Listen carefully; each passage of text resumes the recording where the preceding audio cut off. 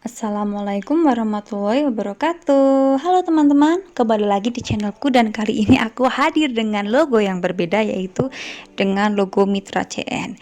Itu berarti pada kesempatan kali ini aku akan mencoba untuk menjelaskan, untuk membahas pembahasan soal-soal sulit yang ada pada tryout P3K gelombang 1 yang diselenggarakan oleh Mitra CN. Lanjut saja ke contoh soalnya. Nah, ini teman-teman bisa seperti biasa jeda dulu video ini supaya teman-teman bisa memahami konteks soalnya. Sudah?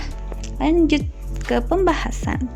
Nah, teman-teman, di sini ada dua premis ya. Premis pertama itu merupakan universal proporsi negatif. Kenapa bisa seperti itu?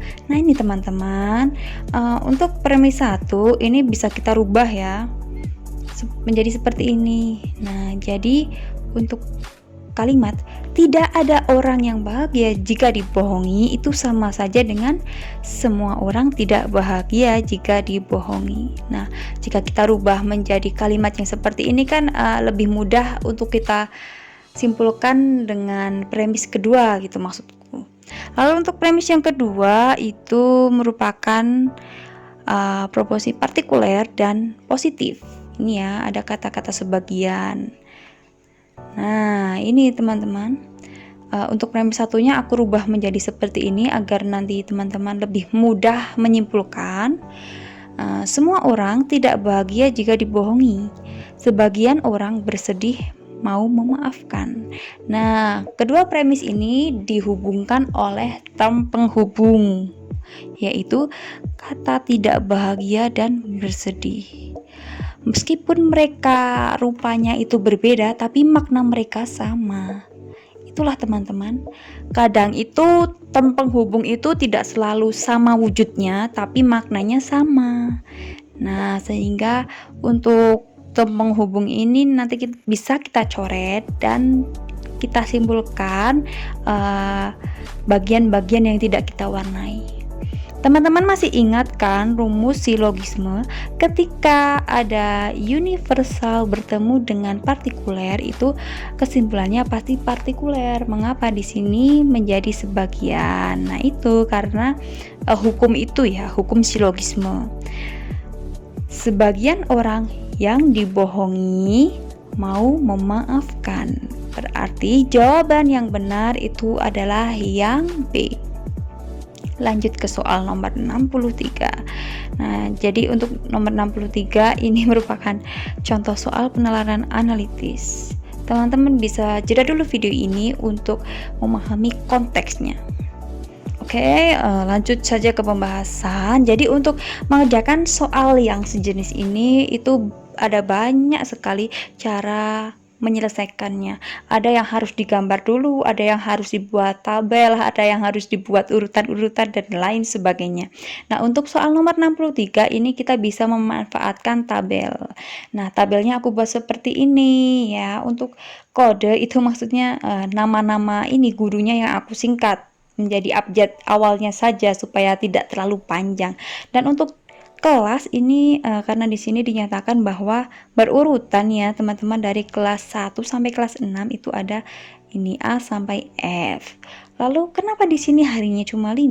Nah, ini kata kuncinya teman-teman di sini, pada suatu sekolah 5 hari kerja. Nah, berarti jangan sampai nanti teman-teman buat kolom harinya itu sampai 6 sampai hari Sabtu. Tidak boleh seperti itu ya teman-teman, karena kalau sampai salah satu konsep saja itu bisa merubah hasilnya nanti.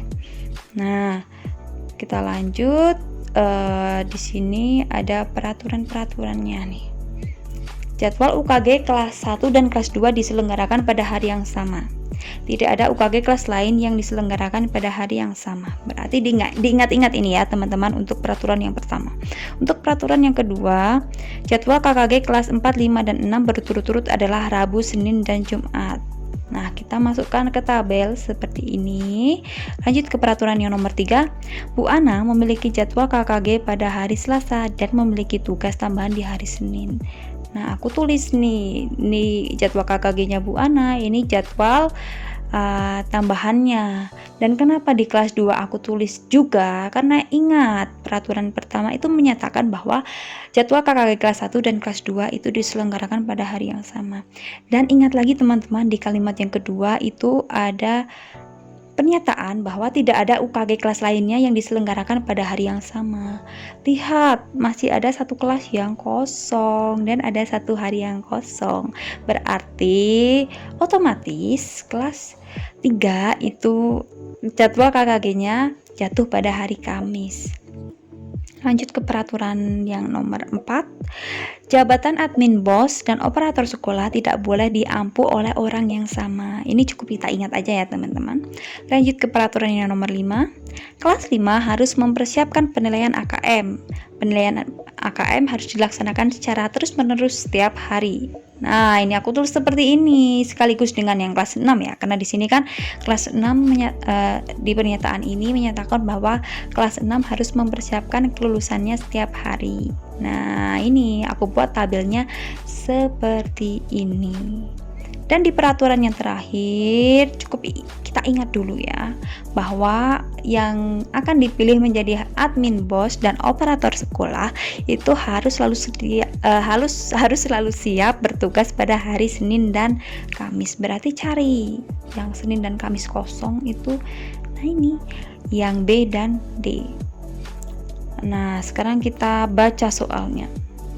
Dua kandidat yang paling sesuai dengan kriteria admin BOS dan operator sekolah adalah otomatis jawabannya yang C.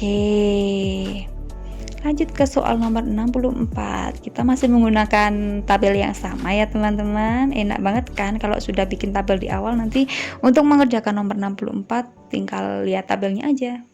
Nah, di sini jika Bapak Kepala Sekolah ingin menunjuk kelas bawah menjadi operator sekolah, maka guru yang terpilih adalah ya otomatis B ya, teman-teman. Nah, sangat mudah ya. Lanjut ke soal nomor 65. Jika Bapak Kepala Sekolah ingin menunjuk guru kelas bawah menjadi operator sekolah, maka guru yang terpilih menjadi admin BOS ya otomatis yang D ya, si Dedi ini, karena si Budi sudah menjadi operator sekolah. Berarti yang jadi admin BOS itu pasti si Dedi. Lanjut ke contoh soal figural. Teman-teman bisa jeda dulu video ini untuk memperkirakan mana nih opsi mana yang kira-kira merupakan jawaban nomor 69. Kalau sudah, lanjut saja ke pembahasan. Nah, ini teman-teman, teman-teman banyak sekali yang terjebak di soal ini. Ya, aku memang berniat, memang punya niatan untuk menjebak teman-teman dengan soal ini. Banyak dari kalian yang memilih jawaban A, karena di sini sudah 13, kalian langsung milih 15 kan? Padahal tidak, teman-teman. Coba amati pola bilangannya. Sekilas pola bilangannya itu terlihat seperti pola bilangan ganjil, padahal bukan. Ini merupakan pola bilangan prima. Coba dilihat, angka 9 tidak ada kan? Jadi bilangan prima setelah 13 itu adalah 17, maka jawabannya yang B. Lanjut ke soal nomor 70. Teman-teman bisa jeda dulu video ini dan memperkirakan mana nih jawaban yang benar. Kalau sudah, langsung saja ke pembahasan. Untuk gambar yang besar ini teman-teman, kita sudah tidak perlu memikirkan ya, karena semuanya sama. Kita cuekin aja nih segi 6-nya. Lanjut saja kita amati anak panah ini. Anak panah ini mula-mula menghadap ke selatan, yang ini menghadap ke barat, berarti dia berputar sebesar 90 derajat searah dengan arah jarum jam ya. Dan di sini mengarah ke utara, mengarah ke timur, dan otomatis pasti di sini anak panahnya mengarah ke selatan. Kita lihat mana nih anak panah yang mengarah ke selatan. Wah, ternyata mengarah ke selatan semua ya teman-teman. Nah, tapi teman-teman harus teliti nih, meskipun semuanya mengarah ke selatan, itu tidak semua anak panah ini sama. Nih, untuk yang A dan B, teman-teman bisa lihat. Ini bukan anak panah yang sama ya teman-teman. Anak panah yang sama dengan di soal itu adalah opsi C, D, E. Jadi kita cuekin aja opsi A dan B. Kita fokus saja ke opsi C, D, E. Lanjut ke posisi matahari. Matahari di sini tidak mengalami perubahan bentuk, tapi dia mengalami perubahan tempat. Dari yang awalnya dia berada di pojok kiri atas, lalu ke tengah, lalu ke pojok kanan bawah, lalu ke pojok kiri atas, dan setelah itu dia akan ke tengah. Berarti jawaban yang benar itu adalah jawaban D.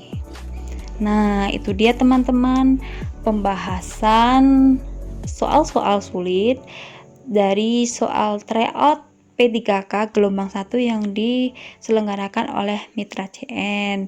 Barangkali teman-teman ada yang punya pendapat berbeda atau punya saran yang bisa membangun aku supaya bisa berkembang lebih baik lagi.